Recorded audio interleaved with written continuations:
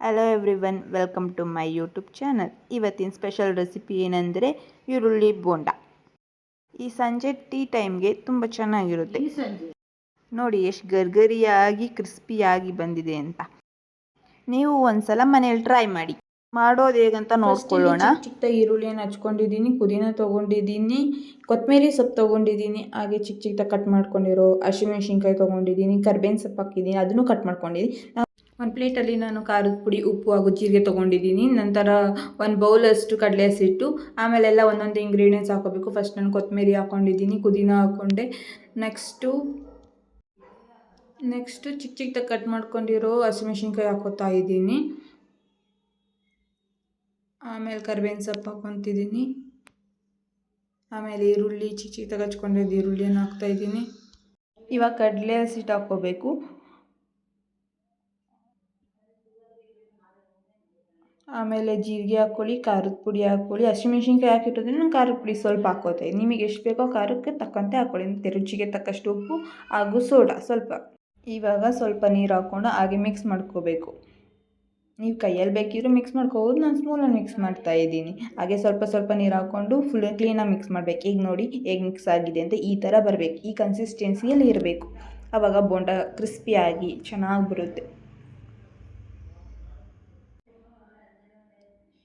ನೀಟಾಗಿ ಕಲಸಿದೆಲ್ಲ ಆದಮೇಲೆ ಬಾಣಲಿ ಇಡೋಣ. ಬಾಣಲಿ ಇಟ್ಟಾದ್ಮೇಲೆ ಎಣ್ಣೆ ಹಾಕೋಣ. ಎಣ್ಣೆ ಚೆನ್ನಾಗಿ ಕಾಯಬೇಕು. ಎಣ್ಣೆ ಚೆನ್ನಾಗಿ ಕಾಯ್ದ ಮೇಲೆ ಬೋಂಡ ಹಾಕೋಣ. ಇವಾಗ ಎಣ್ಣೆ ಕಾದಿದೆ, ಒಂದೊಂದಾಗಿ ಬೋಂಡವನ್ನು ಹಾಕೋಣ. ರೌಂಡಾಗೆ ಚಿಕ್ಕ ಚಿಕ್ಕದಾಗಿ ಹಾಕಬೇಕು.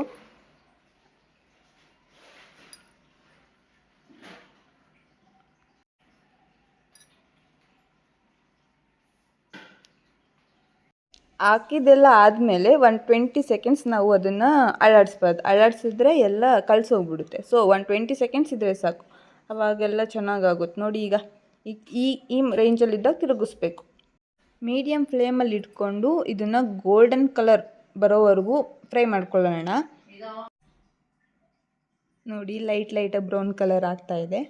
ಅದಿನ್ನೂ ಚೆನ್ನಾಗಿ ಆಗಬೇಕು.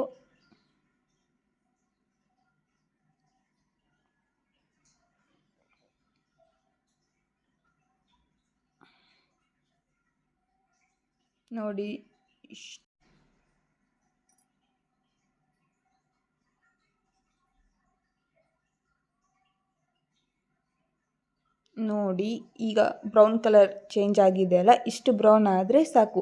ಇವಾಗ ಕ್ರಿಸ್ಪಿಯಾಗಿ ಚೆನ್ನಾಗಿರುತ್ತೆ. ತುಂಬ ಬೇಯಿಸೋಕ್ಕೂ ಹೋಗಬೇಡಿ, ಅದು ಸೀದೋಗ್ಬಿಡುತ್ತೆ. ಆಮೇಲೆ ಟೇಸ್ಟ್ ಎಲ್ಲ ಚೆನ್ನಾಗಿ ಬರೋದಿಲ್ಲ. ಗೋಲ್ಡನ್ ಬ್ರೌನ್ ಕಲರ್ ಇದ್ದರೆ ಸಾಕು, ಅದು ಪರ್ಫೆಕ್ಟಾಗಿರುತ್ತೆ. ನೋಡಿ ಇಷ್ಟಾಗಬೇಕು. ಈಗ ನಾನು ಎತ್ಕೋತಾ ಇದ್ದೀನಿ, ಎತ್ಕೊಂಡು ಪ್ಲೇಟ್ಗೆ ಹಾಕ್ಕೊತೀನಿ. ನಂತರ ಉಳಿದಿರೋ ಬೋಂಡಗಳನ್ನೆಲ್ಲ ಹಾಕ್ಕೊಳ್ಳೋಣ. ನೀವು ಇದನ್ನ ಪುದೀನ ಚಟ್ನಿ ಜೊತೆ ಬೇರೆ ಯಾವ ಚಟ್ನಿ ಜೊತೆ ತಿಂದರೂ ಚೆನ್ನಾಗಿರುತ್ತೆ. ಟೀ ಟೈಮಿಗೆ, ಕಾಫಿ ಟೈಮಿಗೆ ಎರಡಕ್ಕೂ ಚೆನ್ನಾಗಿರುತ್ತೆ. ನೀವು ಕೂಡ ಮನೆಯಲ್ಲಿ ಒಂದು ಟೈಮ್ ಟ್ರೈ ಮಾಡಿ ನೋಡಿ, ಎಷ್ಟು ಟೇಸ್ಟಿಯಾಗಿ ಬರುತ್ತೆ ಅಂತ ಗೊತ್ತಾಗುತ್ತೆ.